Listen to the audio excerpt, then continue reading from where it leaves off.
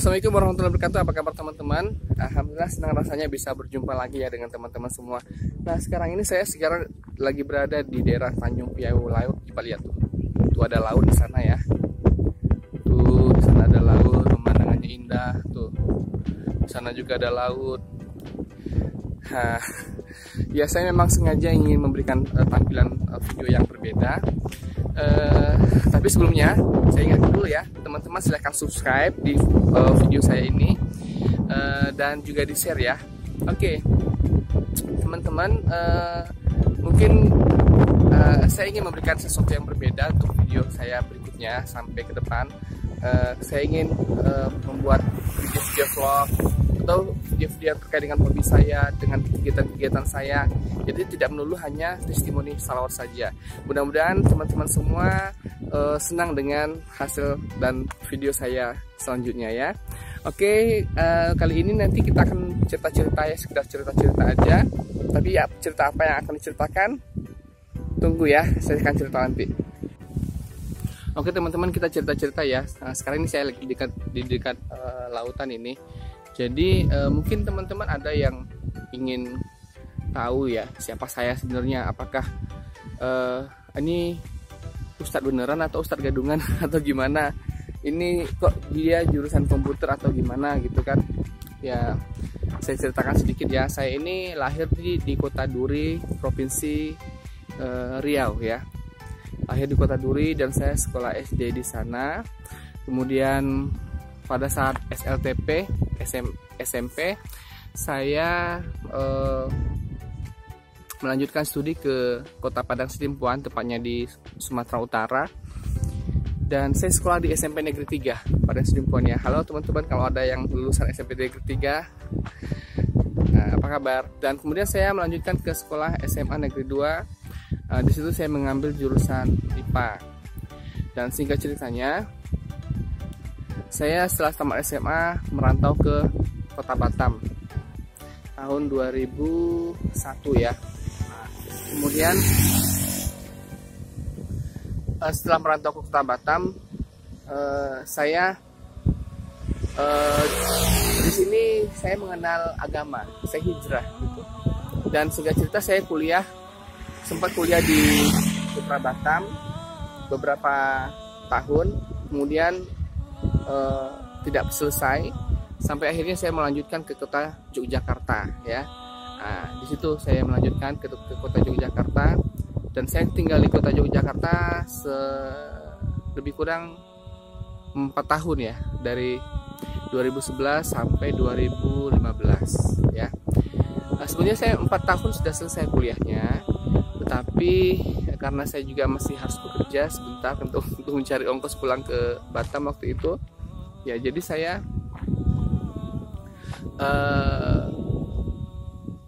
ya harus mencari uang.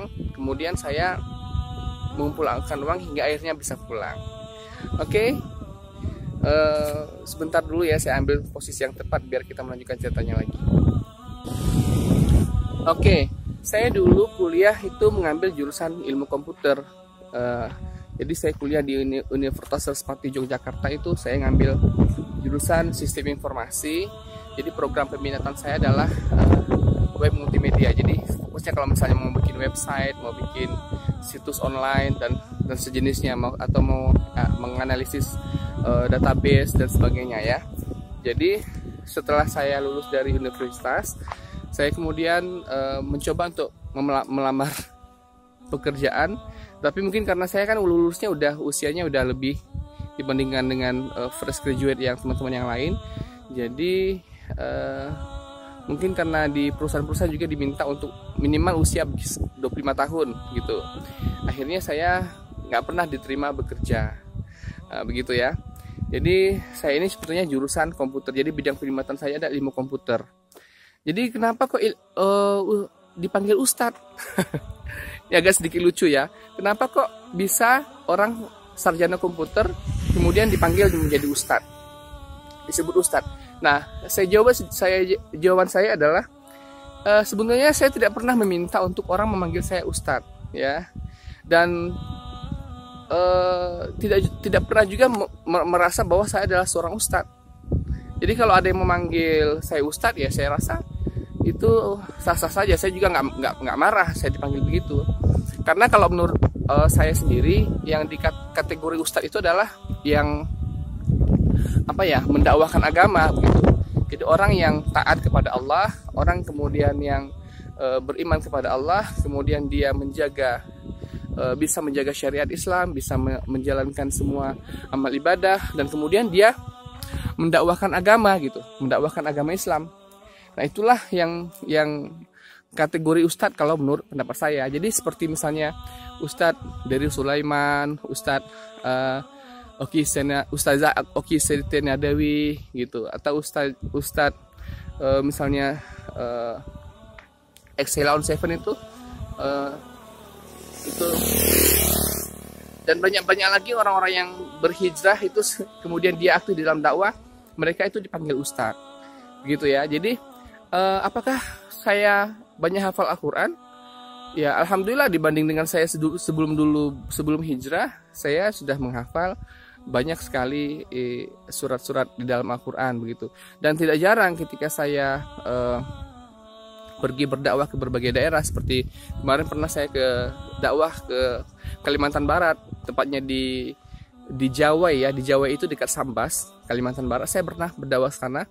Itu saya setiap kali kami sholat fardu, saya selalu diminta untuk menjadi imam begitu. Dan ini menurut penelusuran saya, setelah saya beberapa bulan, ada 2 bulan lebih ya, saya tinggal di Jawa itu sambil berdakwah.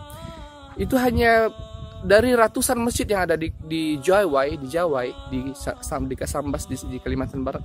Itu imam masjid yang betul-betul faham dengan ilmu tajwid, betul-betul tahu dengan makhraj dan bacaan yang bagus, itu bisa dihitung dengan jari, bisa 3 atau 4 orang saja sepanjang yang saya kelilingi masjid itu. Jadi meskipun saya ini tidak belajar secara formal belajar agamanya, tetapi saya sedikit banyak sudah tahu karena saya juga belajar kepada ulama-ulama yang mumpuni. Saya juga belajar khusus ilmu tajwid, ilmu membaca Al-Quran begitu. Meskipun saya tidak seperti bisa disejajarkan dengan kira-kira yang sudah terkenal, misalnya seperti Muntamil Hasbalah dan sebagainya. Itu ya. Nanti kita lanjutkan lagi. Oh ya teman-teman, jadi tadi saya bercerita tentang Ustadz ya. Jadi sebetulnya kalau ada juga pengertian Ustadz itu adalah orang yang mengerti fikih, ilmu agama, yang memang belajar ilmu formal ya. Jadi saya cerita sedikit, saya kasih ilustrasi seperti ini. Ada satu orang yang dia sangat ahli dalam dunia perbengkelan, dunia bengkel kalau dia membuka usaha bengkel, kalau ada motor yang rusak atau mobil yang rusak, dia langsung bisa tangani dengan sendirian ya. Tapi dilihat dari segi pendidikan formalnya, dia sendiri tidak pernah belajar ilmu fisika, ilmu perbengkelan secara formal ya, ilmu bahkan ada tidak sedikit yang saya temui orang yang bengkel itu bahkan hanya lulusan SD gitu. Dan kalau misalnya ditanya apa itu teori relativitas, bagaimana rumus percepatan dan sebagainya, kalau ditanya begitu dia pasti nggak ngerti. Tapi dia sangat ahli dalam dunia perbaikan motor. Jadi meskipun dia tidak sekolah formal, dia tahu kalau dia terjun ke lapangan, dia sangat tahu. Nah seperti itu juga lah kebanyakan orang alim. Jadi satu orang yang dia taat kepada Allah itu, ada orang yang tidak pernah belajar ilmu secara formal di dunia pesantren, tetapi ketika dia berhadapan dengan masalah-masalah pribadi, dia bisa menyelesaikannya dengan amal-amal agama. Dia sholat tahajud, dia menjaga sholat berjamaah ke masjid, dia berzikir, dan selalu pertolongan Allah datang kepada dia. Nah kategori seperti ini dikatakan alim, orang alim gitu ya. Jadi orang alim itu tidak harus dia itu memang menuntut agama secara formal begitu ya. Nah, jadi kalau seandainya teman-teman semua mau panggil saya langsung dengan nama, mau panggil saya Ustadz, silahkan, saya tidak ada masalah. Dan saya tidak memaksakan diri bahwa semua orang harus memanggil saya Ustadz. Karena memang pada dasarnya saya sendiri bukanlah ustadz, gitu ya. Jawaban dari pertanyaan apakah benar saya ini ustadz atau tidak, gitu. Nah, kemudian bagaimana awal mulanya saya dapat hidayah sampai sekarang? Nah, jadi saya ikut berdakwah di awal mulanya itu ikut rombongan jamaah tablik ya. Saya kenal jamaah tablik ini sejak tahun 2001. Ketika awal mula saya tinggal di Batam, singkat ceritanya begitu ya. Kemudian saya banyak belajar ilmu agama setelah saya hijrah ke berbagai tempat. Nah, sejak saat itulah saya ini selalu mendakwahkan agama ke berbagai tempat, ke berbagai provinsi di seluruh Indonesia. Alhamdulillah, disitulah ilmu agama saya mulai tumbuh, mulai ada. Dan sejak saat itulah saya tidak pernah lagi meninggalkan sholat, dan selalu senantiasa mengerjakan sholat di awal waktu, berjamaah ke masjid. Dan alhamdulillah banyak pertolongan Allah yang saya rasakan. Dan sejak itulah saya giat dalam melaksanakan dakwah. Dan video-video saya, apapun yang saya lakukan, baik itu tulisan, video atau apa saja, saya ingin melakukannya, ingin sesuatu itu bernilai agama, ada nilainya di sisi Allah SWT, gitu ya. Kemudian ada yang bertanya, bagaimana saya awal mulanya mengenal dunia YouTube ya, dunia per-YouTubean. Sebenarnya sejak saya kuliah sudah punya niat yang lama untuk membuat video-video YouTube. Cuma karena waktu itu saya juga kan kondisinya belum semapan yang sekarang ya. Waktu itu saya punya handphone cuma bisa untuk SMS dan telepon saja gitu. Dan kemudian ya kondisi itu membuat saya tidak bisa melakukan apapun. Hingga pada akhirnya ketika saya sudah, jadi channel ini sebetulnya dibuat sejak tahun 2010 udah buat. Sebelum saya ke Yogyakarta malah. Jadi tahun 2010 saya sudah membuat channel YouTube ini. Tetapi karena berbagai macam keadaan atau fasilitas yang belum memadai, sehingga saya belum bisa membuat video. Dan kemudian pada tahun 2018 ya, Januari, awal mula saya membuat video. Itu pun karena saya dihadiahi oleh adik saya. Adik saya kebetulan adalah ustadz ya. Dia mondok di Jawa Tengah dan sekarang di Jakarta. Alhamdulillah sudah menjadi ustadz. Saya bangga sekali ya. Dan beliau ini yang menghadiahkan saya handphone awal mulanya. Beliau membelikan saya handphone, dan sejak saat itu saya membuat video. Awal mulanya sih iseng ya, saya juga nggak ngerti gimana. Tetapi lama kelamaan kok video saya banyak sekali diminati begitu, sehingga setelah mencapai 1000 subscriber waktu itu dan 4000 jam tayang, maka saya langsung membuat video yang berikutnya, sehingga sampailah pada saat sekarang ini. Jadi memang sejak perjalanan saya di membuat video banyak sekali suka duka, banyak yang menghina saya, membuli saya, banyak yang macam-macam. Ada yang menjual saya, ada yang mengatakan saya menjual agama, ada yang mengatakan saya mengajarkan ajaran yang sesat, ada yang mengatakan saya, pokoknya macam-macam lah. Tapi tidak sedikit juga orang yang banyak mendapat pencerahan, banyak mendapatkan ilmu tentang ilmu salawat setelah menonton video saya. Begitu. Jadi saya sangat bersyukur mereka ini juga banyak mendoakan saya dengan mendoakan kebaikan. Begitu ya. Jadi saya berharap ini menjadi amal jariah buat saya sehingga bisa sampai yaumil kiamah nanti. Begitu. Bagaimana saya awal mulanya membuat video. Jadi kalau saya, apakah orang yang sarjana komputer seperti saya gitu kan tidak boleh mendakwahkan agama? Nah, siapa bilang? Jadi apakah tugas mendakwahkan agama itu hanya orang-orang yang ustadz saja, hanya kalangan dari orang yang mempunyai ilmu agama saja, mondok di pesantren saja? Tidak. Sebetulnya dakwah itu adalah kewajiban bagi setiap orang Islam. Jadi saya mendakwahkan agama sepanjang yang saya tahu. Ilmu salawat saya tahu, ilmu sholat berjamaah saya tahu, yaitu yang saya ajarkan. Dan saya tidak pernah mengajarkan apa yang saya tidak tahu. Begitu. Ya. Jadi seperti mana misalnya seperti Nabi Daud itu kan ahli pandai besi. Dia itu pandai besi ya, Nabi Daud. Tapi tidak pernah Nabi Daud itu misalnya berdakwah ke kaumnya, itu mengajak orang agar bisa menguasai pandai besi. Nggak pernah. Atau misalnya seperti Nabi Nuh. Nabi Nuh itu adalah orang yang pandai membuat kapal yang besar sekali. Tapi ketika Nabi Nuh bertemu dengan kaumnya, dia tidak pernah, ayo teman-teman, kita membuat kapal ramai-ramai yuk. Saya ajarkan kalian bagaimana cara membuat kapal yang bagus. Nggak pernah. Jadi ini artinya apa? Bahwa apapun profesi kita, apapun keahlian kita, bagaimana agar kita ini bisa mengajak orang sebanyak-banyaknya untuk taat kepada Allah Subhanahu wa taala. Itu yang paling penting. Agar kita mendapatkan rahmat Allah yang banyak.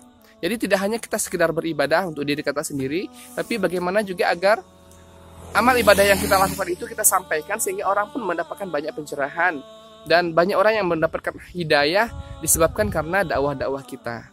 Gitu ya. Jadi sebagaimana contoh tadi Nabi Nuh itu dia pandai membuat kapal, dia punya keahlian, tetapi dia tidak pernah memanfaatkan keahliannya untuk mengajak orang untuk bisa dengan keahlian itu. Nah, seperti misalnya Nabi Isa itu juga bisa menyembuhkan mata yang buta, bisa Nabi Isa itu bisa membuat orang yang sudah mati hidup lagi, ya, bisa menghidupkan orang mati dengan kuasa Allah ya. Tapi dia tidak pernah mengajarkan, ayo saya ajarkan kalian bagaimana caranya begini, menyembuhkan penyakit buta. Nggak ada. Yang diajarkan adalah bagaimana orang lain taat kepada Allah semuanya. Dan itulah dasar saya ini melakukan dakwah walaupun saya adalah backgroundnya seorang sarjana komputer. Begitu ya teman-teman ya. Dan doakan saya agar saya bisa segera mendakwahkan agama ke India. Mungkin kalau tidak ada halangan ya dalam tahun ini. Begitu. Dan saya rencana juga akan membuat video-video kalau teman-teman berkenan. Misalnya saya pergi ke kota kemana, saya akan video bareng dengan teman-teman. Begitu ya. Oke, silahkan di-share video ini sebanyak-banyaknya. Mungkin saya tidak banyak cerita. Nanti kalau misalnya ada lagi pertanyaan-pertanyaan lain yang perlu saya harus jelaskan, insya Allah saya jelaskan di next time dalam vlog-vlog saya. Dan saya akan juga berbagi ilmu tentang ilmu komputer, ilmu yang lain di video-video saya berikutnya ya. Jadi tunggu saja video-video saya berikutnya, vlog-vlog saya berikutnya. Tapi tetap juga bagi teman-teman yang mempunyai testimoni salawat, jangan lupa dilayangkan ataupun dikirimkan testimoni salawatnya di WhatsApp saya langsung ya di 081277162924. Dan jangan lupa di follow Instagram saya. Silahkan ya. Demikian saja dulu video ini dan kita berjumpa pada lain waktu. Assalamualaikum warahmatullahi wabarakatuh.